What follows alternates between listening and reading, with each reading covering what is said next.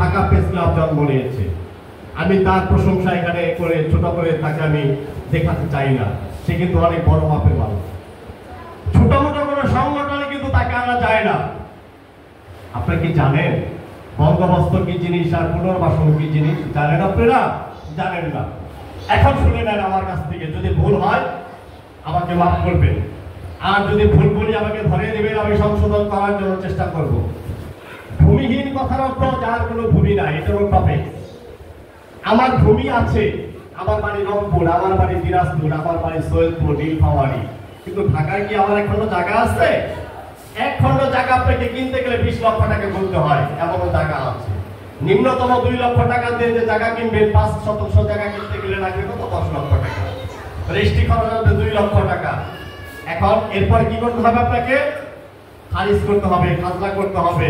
এখন এরপর আপনাকে ঘর করতে হবে। আপনি কি ঘর করতে পারবেন?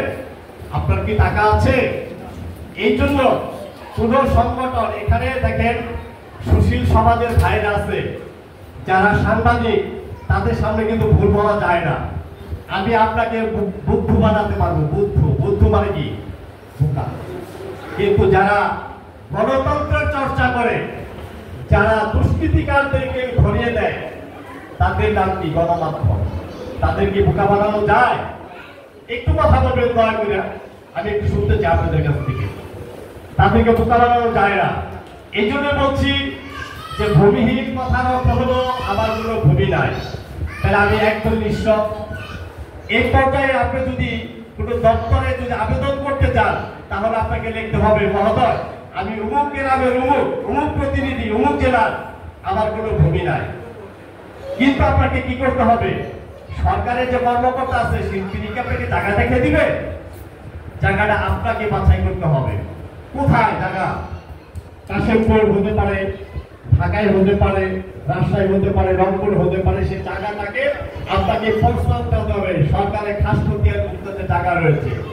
যদি আপনি 10% জায়গা যদি সরকারে যান ভূমি অফিসে, আপনাকে 10 দিন ঘুরতে হবে। না বের দিচ্ছে, স্যার আমাকে জায়গার খরচাটা আপনি একটু দেন, আপনাকে 10,000 টাকা ঘুষ দিব। ঘুষ কিন্তু শুরুটাই শুরু। আমরা তো লিখেছি ঘুষ চাইলে খুশি, তাহলে আপনার কাজ হবে না। কাজ হবে? হবে না। তাহলে কি করতে হবে? বিনয় করতে হবে।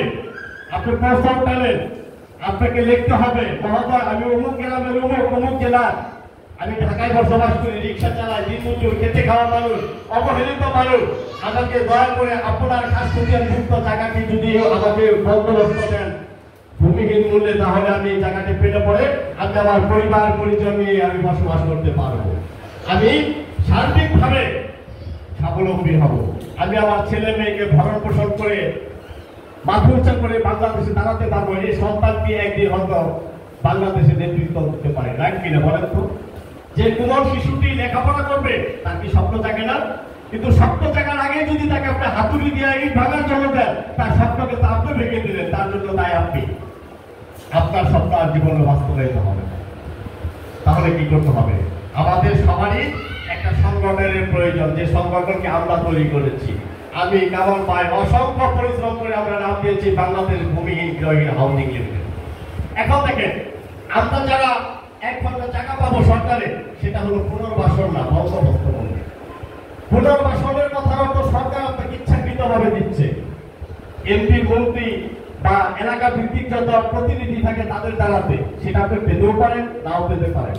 বরং 10টা আপনি লোক হলো 5,000। এখন এই 5,000 লোকের মধ্যে 10 জন লোকের যে দিবে, তারও তার চিরা লোককে দিবে নাকি? আপনি কি পাবেন? বলেন তো, পাবেন।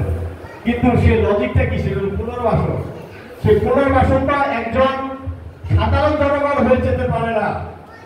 আপনাকে যদি যেতে হয়, তাহলে কি চাইতে হবে? বন্দোবস্ত চাইতে হবে যে আমরা বাংলাদেশের নাগরিক, আমাদের কোনো বাস্তব ভিটা নাই। বাস্তব ভিটা বলতে কি? আমাদের কোনো জায়গা বাসা নাই। অনেকের হয়তো রাজশাহী, রংপুর, দিনাজপুর 2-1 বিঘে জায়গা থাকতে পারে। 2-1 বিঘা জায়গা বিক্রি করলেও ঢাকার বুকে আপনার 200-300 টাকার মূল্য হবে না। বলেন তো কথা ঠিক কিনা? এখন আমরা দেখেন, আমরা কি করেছি? আমরা একটা প্ল্যাটফর্ম তৈরি করেছি। বাংলাদেশের 64 জেলা থেকে আগত ছুটে আসা ঢাকা শহরে আনাচে কানাচে, আশুলিয়া, সাভার, গাজীপুরে যে অবহেলিত মানুষগুলা, যে মানুষগুলা গার্মেন্টসে চাকরি করে, রিক্সা চালায়, দিনমজুর, কেউ বা নিজের বাস্তব ভিটাকে রক্ষা করার জন্য বিদেশ থাকে, রেমিটেন্স তৈরি করে বাংলাদেশকে উজ্জ্বল ভবিষ্যতের আশা।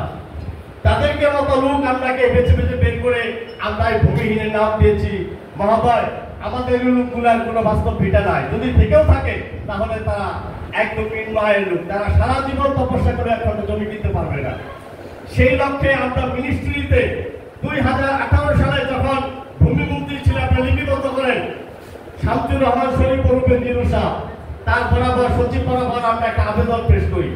আপনারা বলেন তো, মিনিস্ট্রিতে যদি কোনো আবেদন যায়, সে আবেদনটা যদি বিধি মোতাবেক না হয়, বিধি মানে আইন, ল না হয়, সেটা কি ওখানে মঞ্জুর হবে? হবে না। তাহলে কি করবে?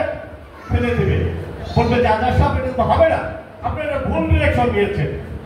কিন্তু আমার এই ডিরেকশনটা এত শক্ত, এত মজবুত যে আপনারা কল্পনাও করতে পারেন। কারণ কি জানেন, এখানে দাঁড়িয়ে রয়েছে আমার মতো ছোট্ট একটি বালক। তাই যদি কোনো টাইম পড়া কোনো শিক্ষিত ভদ্রলোক এখানে ভাষণ দিত, আপনারা হুমকি খেয়ে বলতেন কাজ হয়ে গেছে। কিন্তু আমি কে? আমার তো কোনো পরিচয় নাই। পরিচয় দেওয়ার মতো অনেক কিছু আছে, কিন্তু পরিচয় দিয়ে নিজেকে ছোট করার মতো কাজও থাকে। আমার যে বাস্তবায়ন করে ফাইলটা করে দিয়েছে, তার নাম কে? তার নাম হলো ভূমি প্রটোকল অফিসার ওরফে কুতুবউদ্দিন আহমেদ। এই যে ভদ্রলোক, শ্রদ্ধেয় ভদ্রলোক মামা আমাকে বললেন যে এরশাদ পিরিয়ডের সময় বাস্তবায়ন কিছু লোক ভূমি পেয়েছে, কথাটা ছিল সত্য। ওই সময়ও এই মিনিস্ট্রিতে আপনি খোঁজ করে দেখেন, ভূমি প্রটোকল অফিসার ছিলেন কুতুবউদ্দিন আহমেদ, যার হাত দিয়ে একটি বাড়ি, একটি খাবার থেকে সমস্ত কিছু বাস্তবায়ন হয়েছে। তার ডিরেকশন কি ভুল হতে পারে বলেন তো? তিনি আমার শ্রদ্ধেয় বড় ভাই কুতুবউদ্দিন আহমেদ। তার কাছে যখন আমি ফাইলটি নিয়ে হুমকি খেয়ে পড়েছিলাম, তখন তিনি মৃদু মৃদু হেসে বলেছিলেন, আমি তো তোমাকে কোটি টাকা দিতে পারবো না, সরকারি সম্পত্তি আমি ইচ্ছে করে দিতে পারবো না, সরকারের কিছু লজিক রয়েছে, কিছু বাস্তবতা রয়েছে, ওগুলো আমি করে দিতে পারবো না। আমি তোমাকে ফাইলটা করে দিব, কোথায় যেতে হবে, কার কাছে যেতে হবে, আমি সেগুলো তোমাকে বলে দেবো। কিন্তু দৌড়াতে হবে তেজির ঘোড়ার মতো, তোমাকে তোমার পায়ের ক্যালসিয়াম থাকবে না, তোমার মাথার চুল এলোমেলো হয়ে যাবে, তুমি পারবে? আমি বলেছিলাম, অসহায় হতদরিদ্র মানুষের জন্য যদি আমার জীবনটা কুরবানি দিতে হয়, আমি দিয়ে দিব। মনে হয় সেই সময়টা চলে এসেছে। আমি মনে হয় আপনাদের বোঝাতে পারি না, এটা আমার ব্যর্থতা। যদি আপনারা বুঝতেন, দীর্ঘ 18 সাল থেকে আমি যে মৃদু মৃদু পায়ে ভূমিহীনের জন্য সংগ্রাম করে এসেছি।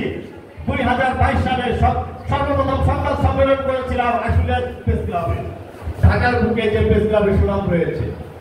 সেখানে জনকণ্ঠের একজন সাংবাদিক আমাকে বলেছিল, আজহার ভাই আপনি তো পারবেন না। তখন আমি বলেছিলাম, কেন পারবো না? তখন বলেছিল, মানুষকে আপনি যতই বুঝান মানুষ বুঝবে না।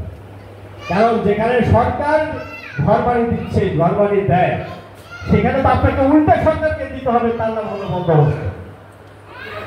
এই যে বন্দোবস্তটা, আপনাকে কোটি কোটি টাকা দিতে হবে না। আমি বলে দিই, তখন একটা প্রশ্ন আমি বলেছিলাম যে এরশাদের সময় যখন বেগম খালেদা জিয়াকে ক্যান্টনমেন্ট থেকে একটা বাড়ি দেওয়া হয়েছিল, তখন কি সে বাড়িটার দাম 1 টাকা ছিল? বলেন তো আপনারা, 1 টাকা ছিল? কোটি কোটি টাকা দাম ছিল। আপনারা ভূমিহীন, আপনারা গৃহহীন, লিখতে হবে, এটাই বাস্তবতা।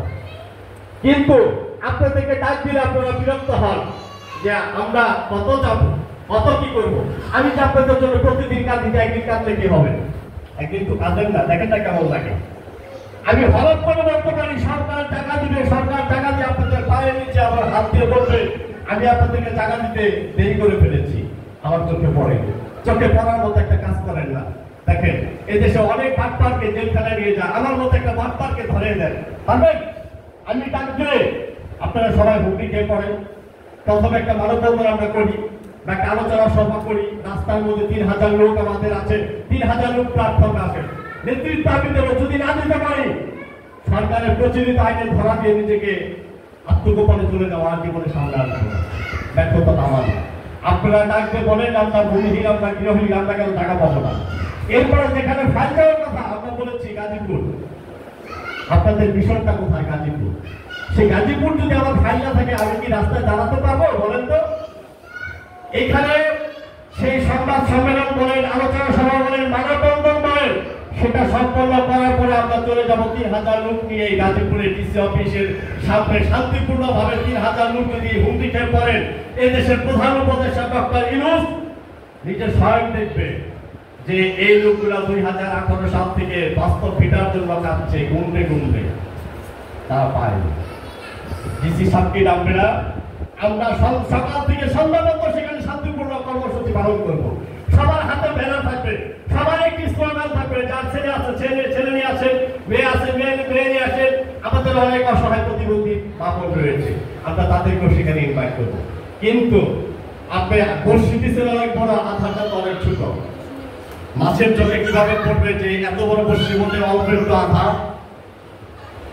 আবার হাউজিং এর নামটা তো অনেক বড়, ভূমিহীনের নামটা তো অনেক বড়, ফাইলটা তো অনেক বড়, ফাইলটা তো অনেকেই দেখেন নাই। 30 পাতার একটা ফাইল এখানে সীমাবদ্ধ করা, তার নাম্বার ফকিয়ার পর্চা, সেটা কি যখন একটা ডিসি টেবিলে যায় ডিসি কি দেখে না? এটা তো হলো কি, এটা হলো প্রাইভেট প্রকল্প, এটা কোনো সরকারি প্রতিষ্ঠান না, শুধু সম্পত্তিতে প্রতিষ্ঠান সরকারের, তাও পক্ষে জেলা প্রশাসক। যে প্রশাসনকে আসবে সেই প্রশাসকে এই সম্পত্তির মালিক, তিনি আপনাদেরকে জায়গা দিতে পারবে, কিন্তু সেটা নিয়মে বাহির হতো না। উনি কি আপনাদেরকে হঠাৎ করে জায়গাটা দিয়ে কোনো চাকরি দেখাবে বলেন তো? তাহলে ওনাকে জবাবদিহিতা যাতে না করতে হয়, তার জন্য আমরা আসলে যে সভাগুলো করতেছি। এখন দেখেন, আমি আপনাদেরকে আরেকটা কথা বলি, আমার আর কিছু কথা আছে, ধন্যবাদ। কেউ কিন্তু বিরক্ত হবেন না, বিরক্ত হলে আমি আপনাদেরকে বোঝাতে পারবো না। আমাদের যে চট্টগ্রামটা, আমি যদি 3000 লোকের নেতৃত্ব দিই, আমাদের যদি কোনো সামাজিক মর্যাদা না থাকে, আমি যদি ডিসির সামনে একটা টেবিলে যদি একটা ফাইলে বলি, স্যার এই ফাইলটা আমার, ডিসি কি আমাকে চিনবে? বলেন, চিনবে? কোনো সংগঠনকে চিনতে গেলে কি করতে হবে? তার কাজ করতে হবে। সামাজিক উন্নয়ন কাজ, সে সামাজিক ভাবে তাকে চিনে কিনা, সে আসলে সমাজের কোনো উপকারে লাগে কিনা। আমরা 1 জানুয়ারি থেকে আমরা 2024 আমরা রেজিস্ট্রেশনের নাম্বার পেয়েছি। 16 ডিসেম্বরে আমরা জাতীয় স্মৃতিসৌধে আমরা ঘটা করে আমরা ফুল দিয়েছি, সেখানে হাজার হাজার গণমাধ্যম ছিল, লক্ষ লক্ষ লোক ছিল কিনা বলেন তো? আমাদের সংগঠন কি তারা দেখে না? দেখেছে। সর্বপ্রথম বাংলাদেশে যদি কোনো শহীদ মিনারে ফুল দিয়ে থাকে, তাহলে এই সংগঠন ফুল দিয়েছে। হয়তো কোনো একদিন আপনারা সৌভাগ্যবান হবেন, আপনাদের নিয়ে এটাই আলোচনা হবে, বাংলাদেশে যদি কোনো সংগঠন শহীদ মিনারে ফুল দিয়ে থাকে, অন্য একটি রাজনৈতিক সংগঠন না, একটি নির্দলীয় সংগঠন, এখানে সব দলের লোক থাকবে, হিন্দু খ্রিস্টান বৌদ্ধ থেকে শুরু করে সবাই এখানে একই প্ল্যাটফর্মে একই জায়গায় বসে কথা বলবে। সেটাই হলো বাংলাদেশ ভূমিহীন জয়হীন হাউজিং লিমিটেড। এই লিমিটেডের যারা সদস্য থাকবে, আজকে হয়তো মুসরামুসরি করতে পারেন, আজকে হয়তো আপনাদের খারাপ লাগতে পারে, দুদিন পরে কিন্তু খারাপ লাগবে না। আমি একটা কথা বলি, দেখেন, যদি একটা সদস্য প্রতি মাসে 500 করে টাকা দেয়, 5 বছর যদি সে এখানে টাকা দেয়, কয় হাজার টাকা আসে বলেন তো? 5 × 60 মাত্র কত? 30,000 টাকা। আপনারা বলেন তো, 30,000 টাকা দিয়ে 1 খন্ড জায়গার মালিক হওয়া যায়? 1 শতাংশ জায়গা কিনা যাবে না 1 শতাংশ জায়গার বন্দোবস্ত আনা যাবে? আসলে কিন্তু যাবে না। আপনারা দেখেন, আমি ডিসির ওইখানে কথা বলেছি, এই ফাইল যখন আমাদের ওইখানে চলে গিয়েছে, তখন আমি বলেছি যে আমাদের সমস্ত লোকই কিন্তু নিরীহ, তারা অনেক সব খেতেই পায় না। স্যার, আপনাদেরকে কিছু হলেও দিতে হবে। আসলে কত দিতে হবে বলেন তো? বন্দোবস্তের যে রেটটা আছে, তখন তিনি বলেছিলেন যে দেখো, ওইটা আমরা যখন আমাদের কাছে ফাইল এসেই পড়েছে, যখন প্রতিবেদনটা চলে যাবে, তখন মন্ত্রণালয়ে একটা আমরা আবেদন করব, কিন্তু আপনাদেরকে লোক দেখাতে হবে। আপনাদের লোক ছাড়াই এইটা কার খাতে তুলে দিবে বলেন তো? আমার পিছনে যদি লোক না থাকে, আমি যদি বড় বড় কথা বলি, ডিসি সাহেবকে আমাকে আসলে টাকা দিবে? আমাকে বাটপার বলবে না? তাহলে আমাদের কি করতে হবে? সময় কর, ভাত কিন্তু গরম, ফুপে নিয়ে খেতে হবে। যদি বেশি ফুপাতে চান, তাহলে কিন্তু অনেক সময় আমাদের চিন্তা করে যেতে পারে। তাই আমাদের কি করতে হবে? অতি শীঘ্রই আমাদের নাম লিস্ট করতে হবে। অনেক আগাছা আমাদের এখানে কিন্তু হুমড়ি খেয়ে পড়েছে অনেক আগে থেকে, সেই আগাছার নাম কিন্তু আমরা রাখবো না। আমি কি কথাটা বুঝাইতে পেরেছি আপনাদের? এখানে শুধু যারা নিঃস্বার্থভাবে কাজ করেছে, যারা এই বাংলাদেশ ভূমিহীন গৃহহীন হাউজিংটাকে ভালোবেসেছে, তারা এখানে থাকতে পারবে। কোনো অসামাজিক লোক, কোনো খারাপ লোক এখানে থাকতে পারবে না। এটা আমার সিদ্ধান্ত নয়, এটা আমাদের সভাপতি, আমাদের সাংগঠনিক, আপনাদের সবার সিদ্ধান্ত। রাইট কিনা বলেন তো? আপনারা কেউ হতাশ হবেন না। আমাদের ফাইল অলরেডি চলে গিয়েছে নির্বাচনের আগে, যে বড় নির্বাচন গেল, জাতীয় নির্বাচনের আগে গাজীপুর গিয়েছে। হয়তো আমাকে অনেকে প্রশ্ন করতে পারেন যে শুনেছি অনেক আগে গিয়েছে, শুনলে কিন্তু কাজ হয় না। টেবিলে কিন্তু কাজ করতে হয়, আপনারা জানেন। আমি টপিক আপনাকে দিয়ে দিই। প্রথম যায় জেলা প্রশাসকের কাছে, আগে যে রিসিপশন এটা লিপিবদ্ধ হয়, হওয়ার পরে চলে যায় এটা এডিসি রেভিনিউতে। এডিসি রেভিনিউ কথার অর্থ হলো যিনি বন্দোবস্ত প্রধান, বন্দোবস্ত টেবিল, যেখান থেকে বন্দোবস্ত দেওয়া হয়। আচ্ছা, ডিসি যখন কিনা ধরেন সচিবালয় থেকে সচিব ডিসি কে মার করলো যে এটা প্রতিবেদন জমা দেন সরজমিনে তদন্ত করে, ডিসির কাজটাই হলো রিসিভ করে সেটা প্রতিবেদনের জন্য টেবিলে দেওয়া, সাইলেন্ট করে দেওয়া, তোমরা তোমাদের মতো কাজ করো। তখন চলে যাবে এডিসি রেভিনিউতে। এডিসি রেভিনিউ কিন্তু আমি বলেছি বন্দোবস্ত শাখা। আপনি যদি বন্দোবস্ত শাখা যদি বন্ধ হয়ে থাকে তাহলে এডিসি রেভিনিউ কি এটা গ্রহণ করবে? বলেন, গ্রহণ করবে না। তখন দেখবে ডিসি সাহেব যখন এটা রিসিভ করেছে, আমার এটার মধ্যে কাজ রয়েছে, যদি সেটা লিপিবদ্ধ করি তাহলে যদি সেটা লতে না থাকে আমাকে জবাবদিহিতা করতে হতে পারে। কিন্তু অফিসটা বলে দেই, আমাদের যে কাশিমপুরের জায়গাটা আমরা নাম দিয়েছি, সেখানে আমাদের 3095টি সংখ্যাগরিষ্ঠ আমরা লিপিবদ্ধ করেছি। সেখানে আমরা জায়গার পরিমাণ চেয়েছি 160 একর 35% জায়গা। বলেন তো কত টাকা? প্রায় 500 বিঘা জায়গা, যার 1 কোটি টাকা দিয়ে 1 বিঘা জায়গা ক্রয় করার সমর্থন কিন্তু আমাদের নাই, কিন্তু আমরা জায়গা তো চেয়েছি 500 বিঘা। এখন এডিসি রেভিনিউ যখন এটাকে পাঠানো কোথায়? সার্কেল বলতে যেমন টুঙ্গি একটা থানা, বাসন, কাশিমপুর একটা থানা, আর টুঙ্গি একটা থানা আছে সার্কেল। সেই তিনটা নিয়ে একটা সার্কেল গঠিত হয়। সেখানে ওইখান থেকে সার্কেলে পাঠায় ভূমি অফিসে যদি কোনো প্রতিবেদনের কাজ চলে, এই যে 500 বিঘা যারা খাচ্ছে তারা ওই এলাকার লোক না? বলেন তো ওই এলাকার লোক কিনা? যদি এটা সরজমিনে গাড়ি নিয়ে ঘুরে যদি নায়েবের যদি প্রতিবেদন রাখে, নায়েবের পিটাবে না মানুষে, যেখানে প্রায় 3000 ভূমি নিরাশ করছে। বলেন, এলাকাতে একটা প্রভাব রয়েছে, কিন্তু সরকার যখন দিয়ে দিবে প্রতিবেদনটা যখন লেখা হয়ে যাবে, জমা হয়ে যাবে, তখন কি পিটাইলে কোনো কাজ হইব? বলেন, সেই প্রতিবেদনের কাজ কিন্তু আমাদের চলতেছে অলরেডি। সেখানে আমাদের মিরপুরে যে আবুল হোসেন রয়েছে, তার একজন সদস্য রয়েছে, উনি তিতাস গ্যাসে চাকরি করে। এই যে এখানে তিতাস গ্যাসে, ওনার নাম হলো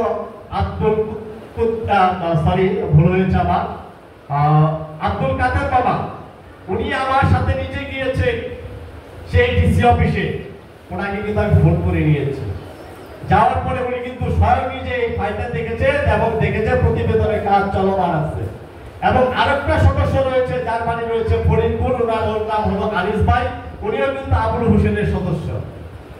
এরকম আমাদের অসংখ্য লোক যে সেটা নিজ চোখে দেখেছে। আচ্ছা, মন্ত্রণালয় থেকে যদি কোনো ফাইল ডিসি অফিসে যায়, সেটা নিয়ে কি কারো কোনো সন্দেহ করার কোনো অবকাশ থাকে? বলেন, আপনারা যদি আমাকে বিশ্বাস না করেন তাহলে কাকে বিশ্বাস করবেন? বলেন, তাকে বিশ্বাস করবেন? যিনি মা, তাকে যদি সন্তান অবিশ্বাস করে তাহলে কি মার আর কোনো কিছু করার থাকে? তাই আমি বলবো, আপনাদের যে প্রশ্ন ছিল, প্রশ্ন কি আপনারা বুঝেছেন? আপনারা যদি কেউ আমাদের প্ল্যাটফর্মে না থাকেন, আমি আবার বলছি, যখন অন্যান্য লোকের নাম লিপিবদ্ধ করা হবে, ফর্ম ছাড়া হবে, তখন কিন্তু আপনারা পরে এসে আমাদেরকে কোনো ধরনের বিভ্রান্তি মধ্যে ফেলতে পারবেন না। ধন্যবাদ। আমি আমার বক্তব্য এখানে শেষ করছি। আপনারা হয়তো বা আমার কথাগুলো বুঝতে পেরেছেন। আমাদের কাজ কিন্তু চলমান রয়েছে, আমাদের প্রতিবেদনের কাজ চলতেছে। এতটুকু বললাম, আমি আমার বক্তব্য এখানে শেষ করলাম। ধন্যবাদ।